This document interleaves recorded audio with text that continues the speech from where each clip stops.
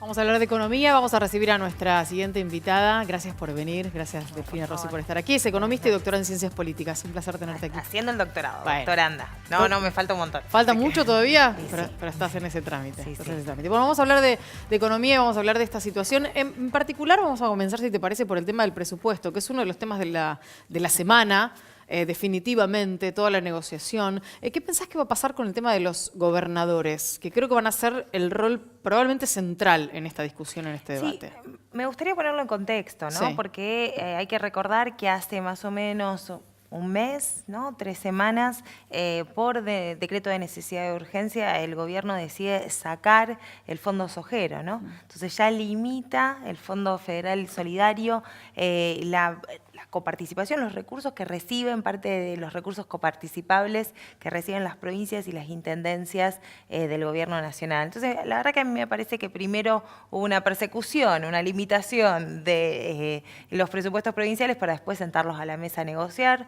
Un presupuesto que parece evidentemente que primero se está negociando en Washington con el FMI y que todavía no se llegó a las comisiones en el Congreso, por ejemplo, y que la verdad que está haciendo bastante manipulado políticamente y que económicamente, más allá de la no sustentabilidad política, que estaban hablando muy bien antes acá, también hay que decir que económicamente no va a ningún lado, porque la verdad que el gobierno de Mauricio Macri llegó en diciembre de 2015 diciendo que el problema era el déficit, pero triplicó el déficit fiscal desde que gobierna, sacándole impuestos a los que más tienen y debilitando las estructuras sociales y del Estado, retirándolo de la economía y agravando cada vez más la crisis económica que vivimos. Con respecto a lo primero que decías, una cuestión, digo, el gobierno podría responder de qué es lo que viene diciendo el ministro Frigerio, que es la primera vez que se lleva adelante un presupuesto para presentar en el Congreso con este nivel de debate previo, digamos, y con la idea de llegar con un acuerdo. Hablan mal de ello de los años anteriores, entonces.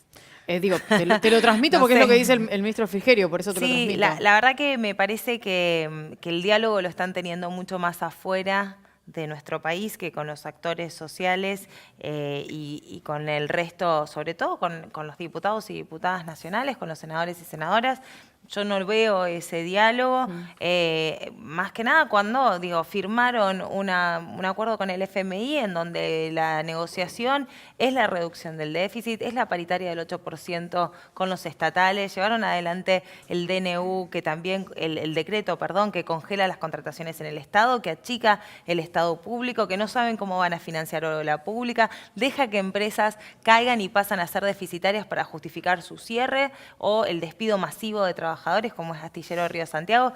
La verdad que yo creo que es un modelo de desguace del sector público con la consecuencia que ello tiene para la economía en general. Porque miren, acá el punto clave en realidad es que el presidente y su equipo económico ha insistido constantemente que reducir el déficit fiscal es lo que va a permitir generar empleo en el sector privado. Porque según ellos, eso es lo que sucede, que por culpa del déficit fiscal, que el Estado gasta más de lo que ingresa, la economía del sector privado no avanza. Esta es la lógica. El problema es que la lógica esa no aplica en economías con altos niveles de concentrados, ¿no? Como los hipermercados, como el sector exportador argentino, como las faltas de pymes que tenemos, etcétera. No aplica, y es más, me atrevería a decir, desde Keynes a esta parte, que en ningún lugar del mundo ha aplicado y que los países se desarrollan y los mercados se crean y prosperan y existen gracias a un Estado presente. Entonces nos ponen en una encrucijada con un relato que poco tiene que ver con el verdadero problema macroeconómico de la Argentina, el verdadero desequilibrio, termino en esto, que es el frente externo, que es que no tenemos los dólares necesarios que la economía necesita. Quiero dejarlo a Nico que pregunte, pero no me quiero quedar con esto, porque vos estás hablando de déficit y había superávit en el gobierno anterior y lo dejaron con déficit al Estado. Digo, también hay que entender esta en el cuestión. 2003 tampoco había superávit, había una situación económica muy compleja. Pero hubo superávit durante el kirchnerismo. Sí, por supuesto. Y terminamos con déficit. Pero sin pagar deuda. Pero de todas maneras, la digo, deuda después se pagó. No, la por deuda eso, se la empieza a situación de renegociar. el superávit original era un superávit original con una devaluación de 1 a 3 y un default declarado tiempo antes. Por eso se consigue recuperar la economía, Y commodities. crecer. Está bien, con las commodities se recupera la economía, se crece, se reestructura la deuda, se paga la deuda. El 93% de la deuda concebida en la década anterior que llevaron a la economía argentina al quiebre, a la desafección del 2001, se paga Y sí, puede ser un déficit. Para mí el problema, insisto, no es el déficit fiscal, justamente lo que estoy diciendo, pongo en contradicción el discurso del gobierno. El problema de la economía no es el déficit fiscal, que los estados, por suerte, no son como las familias, sino que lo pueden mantener y graduar en función de cómo lo financien, más si es financiamiento en pesos con deuda pública en pesos, que hay una diferencia importante que endeudarse en dólares, pero el problema de este gobierno es que con las desregulaciones que hicieron, con la apertura cambiaria, con permitir la fuga de capitales, con la bicicleta financiera, necesita dólares. Y por eso terminó en el FMI. Porque no van al FMI a pedirle plata para pagarle a los maestros o a los jubilados que ganan en pesos. Van al FMI a pagarle dólares para financiar la escasez de divisas que tienen. Entonces, está claro que no coincidís en la receta, pero ¿cuál es tu diagnóstico de cómo estaba la economía en diciembre del 2015?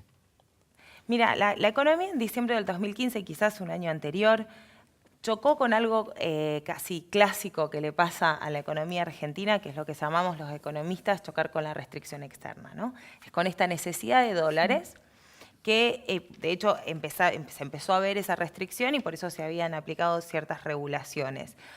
La clave para mí eso es algo propio de los procesos de crecimiento de América Latina, lo estudia el estructuralismo latinoamericano, etc. La clave es cómo hacemos que recuperar la economía, recuperar el crecimiento y al mismo tiempo industrializar nuestro país con más fuerza para no tener tanta necesidad de dólares en cuanto a la importación, ¿no? Y para eso necesitamos industria, necesitamos empleo, necesitamos valor agregado, etc. El problema es que yo creo que empiezo de nuevo, había conflictos y había debilidades en el 2015, que creo que se debían a la escasez de industria, a la escasez de determinados procesos productivos. Ahora, el gobierno se dio vuelta y a esos problemas le dio la espalda y caminó en dirección totalmente contraria a desindustrializar, a cerrar pequeñas y medianas empresas, a importar todo, a liberalizar el comercio. Entonces ahí, digo, a los problemas que yo creía que teníamos, bueno, fue al otro extremo. Entonces no tengo capacidad de diálogo con un gobierno que no cree en un país desarrollado, que no cree en un país para 44 millones de personas. El problema es el modelo que tiene Mauricio Macri.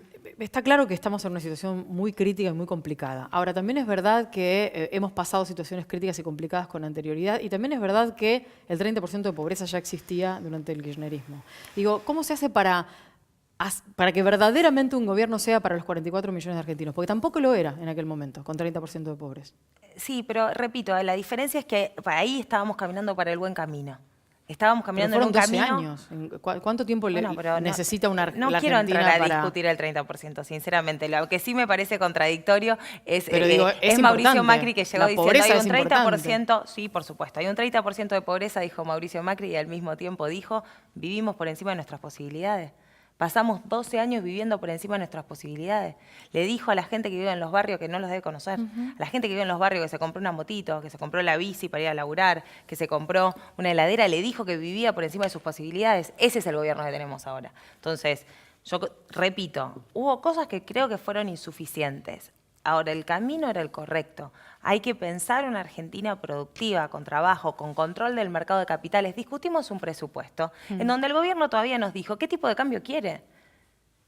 ¿Cómo vamos a aprobar un presupuesto si todavía no sabemos si quiere un tipo de cambio a 35, a 40, a 45, a 50? ¿A dónde lo quiere al tipo de cambio? Porque si no, va a aprobar un presupuesto que a la semana siguiente te hace una devaluación del 50%, como vienen haciendo, y no sirve de nada toda la discusión.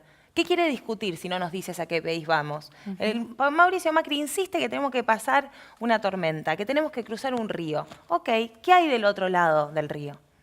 Que me explique Mauricio Macri cuál es su modelo. Yo les cuento cuál es mi modelo. El modelo para los 44 millones de argentinos es un modelo en donde se regule los dólares, porque la verdad que no son infinitos los dólares para la Argentina. Y no puede ser que porque algunos se vayan a Miami o puedan fugar dinero, ponerlo en los offshore y todo, nos quedemos sin dólares para comprarle la vacuna de meningitis a los chicos. No puede ser que por esos dólares nos quedemos sin medicamentos para las personas mayores o nos quedemos sin dólares para industrializar nuestro país.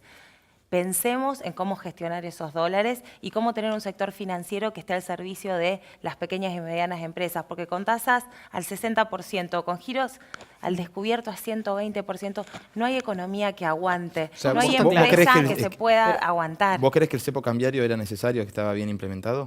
Creo que al menos a las grandes corporaciones hay que ponerle un límite y sí tiene que haber incentivos distintos. Digo, si vos te vas a ir, lo decía el propio Melconian, digo, el dólar Miami no puede ser igual que el dólar fideo. Sí. Si vos te vas a ir de viaje, tenés que pagar ciertos impuestos. Nada, contribuís a que, repito, la vacuna de la meningitis se la podamos dar a todos los chicos, por una cuestión de salud pública. Contribuís a que cuando los medicamentos lleguen a todos los lados. Digo, hay que regular determinadas cosas, porque si no, el mundo ya es una gran casino financiero. ¿Queremos que la Argentina sea la ruleta rusa o queremos intentar tener un país que pueda regular las presiones frente a las crisis financieras internacionales? Delfina, yo tengo la sensación de que siempre en Argentina somos como un camino de extremos. Nunca encontramos un término medio.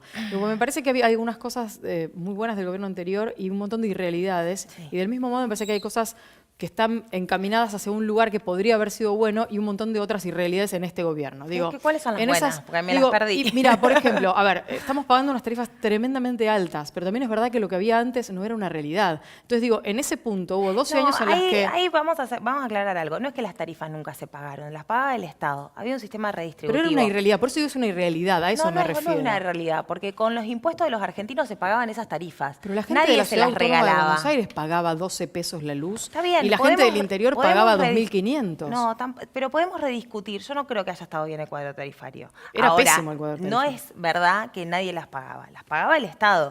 ¿Cómo? Con los impuestos de la mayoría de los argentinos. ¿A quién se los cobraba los impuestos? Generalmente a los grandes ingresos, a las retenciones, etcétera. No es que fueron gratis. Nunca es gratis la energía. Ahora, acá decidieron dolarizarnos la energía. Entonces, lo decía Alberto Fernández hace instantes, digo, decidieron que la fiesta de unos pocos, que son los dueños de las energéticas, se vaya, exponiendo a que tampoco, a empezar a desfinanciar YPF y tampoco tienen un plan de una matriz energética que satisfaga a la Argentina. Y además, una matriz energética para ser un país de servicios sin industria es una cosa. Nosotros proponemos un país industrial. ¿Cómo crees que va a seguir la economía? Por ahora muy mal, con crisis cambiarias recurrentes, porque, repito, el gobierno nos dice que tenemos que ajustarnos el cinturón, todos, porque esto es muy increíble. 30% de pobreza y nos dice que vivíamos por encima de nuestras posibilidades.